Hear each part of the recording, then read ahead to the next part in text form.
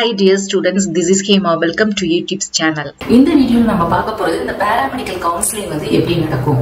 இந்த கவுன்சிலிங்ல நம்ம எப்படி வந்து கோர்சஸையும் காலேஜஸையும் நம்ம செலக்ட் பண்ணணும். இத பத்தி தான் டீடைலா பார்க்க போறோம். சோ இந்த கவுன்சிலிங்கை பொறுத்த வரைக்கும் நம்ம கவர்மெண்ட் காலேஜா இருந்தாலும் சரி அல்லது நீங்க செல்ஃப் ஃபைனான்சிங் காலேஜ் அதாவது government quota seats in self financing காலேஜுக்கு நம்ம வந்து கவுன்சிலிங் அட்டெண்ட் போறதா இருந்தாலும் சரி டிப்ளமோ கோர்சஸ்க்குனாலும் சரி எல்லாத்துக்குமே சேம் ப்ரொசீஜர் தாங்க. கவுன்சிலிங்குமே உங்களுக்கு வந்து ஆன்லைன்ல தான் நடக்கும். ஃபர்ஸ்ட் வந்து டிகிரி கோர்சஸ்க்கு ஸ்டார்ட் பண்ணுவாங்க. டிகிரி கோர்சஸ்க்கு முடிஞ்சதுக்கு அப்புறம் தான் என்ன பண்ணுவாங்கன்னா டிப்ளமோ கோர்சஸ்க்கு வந்து கவுன்சிலிங் வந்து கண்டக்ட் பண்ணுவாங்க. இதுல நீங்க வந்து கவுன்சிலிங்கோட ஃபீ வந்து ஆன்லைன்ல 250 ரூபாய் வந்து நீங்க கட்டுவீங்க. குறைஞ்சபட்சம் கவுன்சிலிங் வந்து ஒரு 4 to 5 டேஸ் வந்து கவுன்சிலிங் நடக்கும். சோ இந்த கவுன்சிலிங்க்கு வந்து எப்படி கூப்பிடுவாங்க அப்படின்னு பாத்தீங்கன்னா ஹை கட் ஆஃப் இப்போ வந்து 200 கட் ஆஃப் இருக்குன்னா 200ல இருந்து 170 வரைக்கும் இருக்கக்கூடிய மாணவர்களை ஃபர்ஸ்ட் ரவுண்ட்ல கூப்பிடுவாங்க. இந்த ஃபர்ஸ்ட் ரவுண்ட் கவுன்சிலிங் முடிஞ்சு ரிசல்ட் ரிலீஸ் பண்ணுவாங்க. அதாவது ஒரு 4 நாள் நான் சொன்னேன்ல 4 to 6 டே 7th டே நமக்கு வந்து ஃபர்ஸ்ட் ரவுண்டோட ரிசல்ட் ரிலீஸ் பண்ணிடுவாங்க. ரிலீஸ் பண்ணதுக்கு அப்புறமா அந்த ரிலீஸ் பண்ண உடனே மறுநாளே செகண்ட் ரவுண்ட் அந்த 170 to 150 வரைக்கும் கட் ஆஃப் இருக்கிறவங்கள செகண்ட் ரவுண்ட் கவுன்சிலிங்க்கு வந்து இமிடியேட்டாவே கால் ஃபார் பண்ணிடுவாங்க நம்மளுக்கு. சோ இந்த கவுன்சிலிங்ல நம்ம என்ன பண்ணணும் அப்படின்னு பாத்தீங்கன்னா நம்மளுக்கு வந்து நம்மளுடைய கம்யூனிட்டி வைஸ் நம்ம கவுன்சிலிங் அட்டெண்ட் பண்றதுக்கு முன்னாடி என்ன பண்ணுவாங்க அப்படின்னா அபிஷியல் வெப்சைட்ல சீட் வேகன்சி வந்து ரிலீஸ் பண்ணிடுவாங்க. என்னென்ன காலேஜுக்கு கம்யூனிட்டி வைஸ் எவ்வளவு சீட்ஸ் இருக்கு அப்படிங்கறத அதை கண்டிப்பா நம்ம என்ன பண்ணணும்னா அதை பார்த்து வச்சுக்கணும்.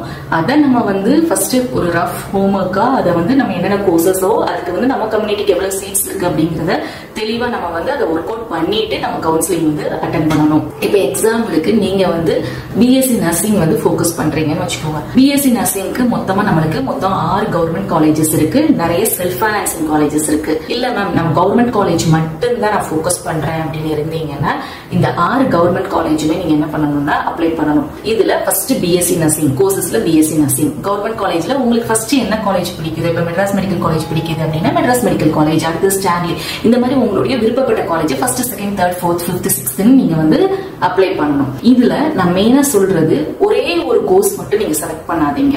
எத்தனை கோர்சஸ்னாலும் இதுல செலக்ட் பண்ணலாம். அதாவது இந்த கவுன்சிலிங்ல நீங்க கட்ட போறது வெறும் 250 ரூபாய் மட்டும்தான். இதுல நீங்க எத்தனை கோர்சஸ் எத்தனை காலேஜஸ்னாலுமே நீங்க வந்து அப்ளை பண்ணலாம்.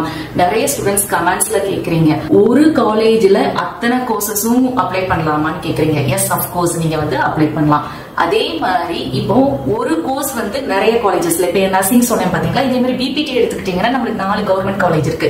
அந்த 4 கவர்மெண்ட் காலேஜுமே பிபிடிக்குமே நீங்க வந்து அப்ளை பண்ணலாம். சோ இதே மாதிரிதான் நீங்க வந்து செல்ஃப் ஃபைனான்சிங் காலேஜ் அதாவது government quota in self financing college இது எல்லாமே உள்ளதான் உங்களுக்கு ஒரே நேரத்துல தான் கவுன்சிலிங் நடக்கும். சோ நீங்க அதே மாதிரி இப்ப கவர்மெண்ட் காலேஜுக்கு ஃபர்ஸ்ட் ப்ரிஃபரன்ஸ் கொடுத்துருக்கீங்க, BSc nursing 6 government college apply பண்ணிருக்கீங்கன்னா உங்களுக்கு செல்ஃப் ஃபைனான்சிங் காலேஜ்ல எனக்கு பிஎஸ்ஜி கேஎம்சிஹெச் முகமது சதக் இந்த மாதிரி காலேஜ்ல எனக்கு வேணும் அப்படின்னு நீங்க விருப்பப்பட்டீங்கன்னா என்ன பண்ணலாம், அந்த காலேஜையுமே நீங்க வந்து செல்ஃப் ஃபைனான்சிங் காலேஜையுமே நீங்க அதுக்கடுத்து அதாவது ஃபர்ஸ்ட் நீங்க கவர்மெண்ட் காலேஜ் கொடுத்துட்டு அதுக்கடுத்து செல்ஃப் ஃபைனான்சிங் காலேஜஸ் வந்து நீங்க என்ன பண்ணணும்னா அப்ளை பண்ணணும். ஃபர்ஸ்ட் திங்க் வந்து இந்த கவுன்சிலிங்ல எத்தனை கோர்சஸ் எத்தனை காலேஜஸ்னாலும் நீங்க அப்ளை பண்ணலாம். அடுத்த விஷயம் என்ன அப்படின்னு பாத்தீங்கன்னா இந்த கவுன்சிலிங்கை பொறுத்த வரைக்கும் கம்ப்யூட்டர் தான் என்ன பண்ணுது அப்படின்னா நம்மளுக்கு வந்து ப்ரோக்ராமிங் பண்ணி இந்த கவுன்சிலிங்கை வந்து கண்டக்ட் பண்ணுது. யாரும் போய் நேரடியா போய் நீங்க எவ்வளவு எழுதிருக்கீங்க என்ன பண்ணிருக்கீங்க என்ன அப்ளை பண்ணிருக்கீங்க அப்படிங்கறத கரெக்ட் பண்ணல. சோ இது கம்ப்யூட்டர் அப்படிங்கும் போது என்ன பண்ணும், இந்த கம்ப்யூட்டர் வந்து இந்த சிஸ்டம் என்ன பண்ணும் அப்படின்னு பாத்தீங்கன்னா ஃபர்ஸ்ட் ரேங்க் இப்போ வந்து ஃபர்ஸ்ட் ரேங்க்ல ஒரு ஸ்டூடெண்ட் இருக்காங்க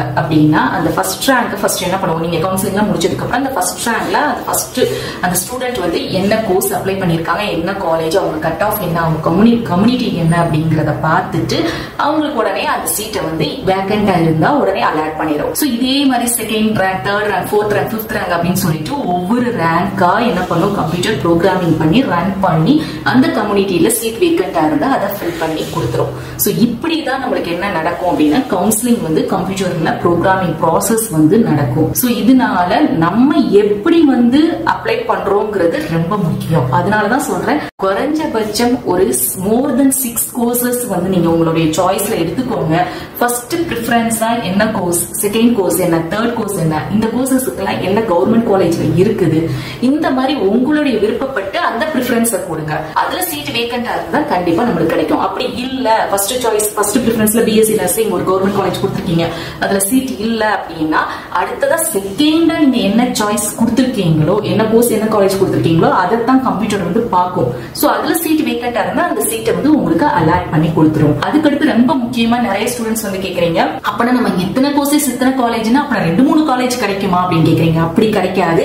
அதனாலதான் சொல்றேன், கம்ப்யூட்டர் வந்து first rank, second rank, third ரேங்க்னு போயிட்டே இருக்கும்.